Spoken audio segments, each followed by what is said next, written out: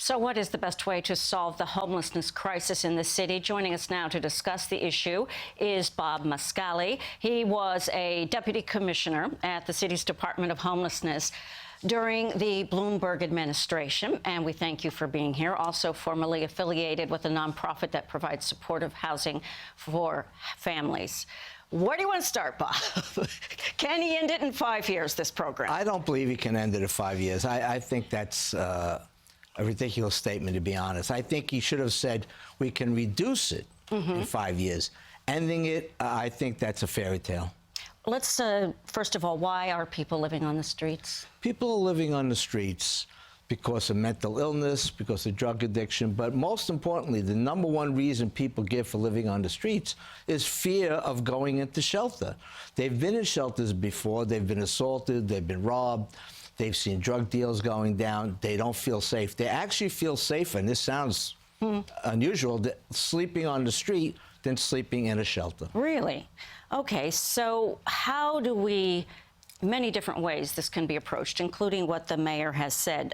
When you talked about mental health issues, and we know over the years a lot of people have been released, should there be certain funds earmarked for go back the other way again, for specific facilities as well as beds in hospitals with a much more modern approach to the mental health issues of today? You're exactly right. We have to go back. We have to go the other way. For 30, 40 years now, we've been cutting and cutting and cutting beds. In the last 4 years alone, we lost 15% of the psychiatric beds. We now have 2,000 people that are mentally ill living in the shelter system. We need to increase, not decrease, the number of psychiatric beds. Talking about your experience just in some of these numbers, how much money was spent and is being spent, to give us perspective? It's astronomical.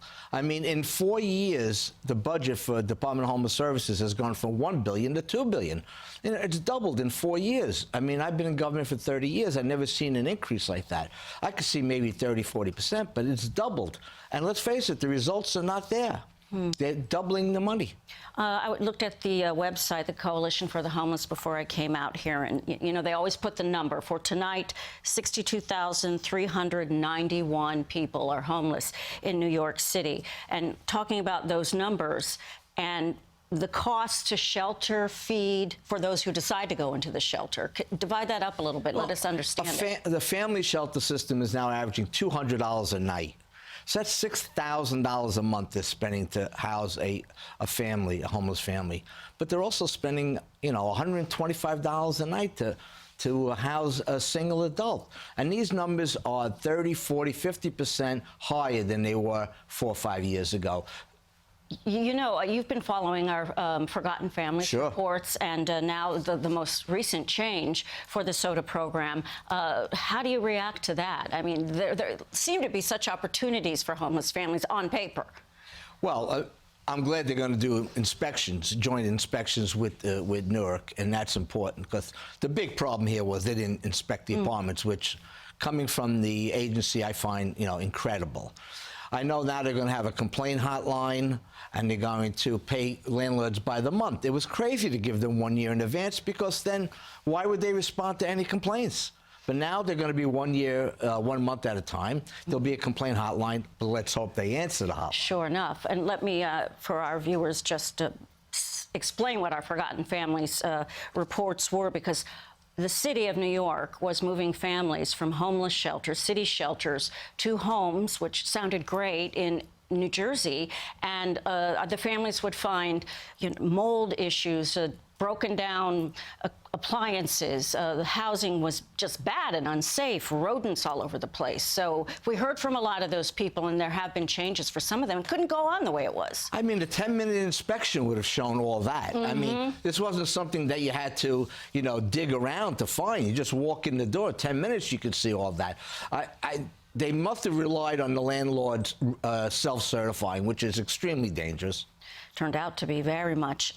Tell me if this is still matters today. This is a editorial you wrote, Crain's, 2016, and you talked about business leaders can help fix homelessness in the city. this is some of the suggestions of another person. So tell me any reaction to that today. Who else can help fix the homeless issues in the city? Well, I think, you know, we're in a economic renaissance in New York City. Our unemployment's at like 40, 50-year low. But meanwhile, the people in the shelter, 80% of them are unemployed. They're on public assistance. I think they have to get together with the business leaders and fix jobs, put them together with jobs. And the nonprofits that run the shelters, they have contracts. That's who runs the shelters, the nonprofits. They have to be given standards. You must get 20%, 30% of your clients a job by the end of the year, or we're going to reduce your contract. We have to give them milestones. That's an interesting, yes, challenges. And the last thing you said, the mayor should call for an all-day summit with business leaders, homeless advocates, providers, and clients themselves. That was 2016. Did it happen? No, it never happened. They're operating in a vacuum.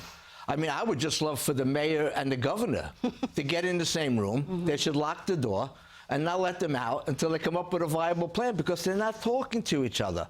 And it's very important for the state and the city to work together. Sure enough is. Lives are at stake here.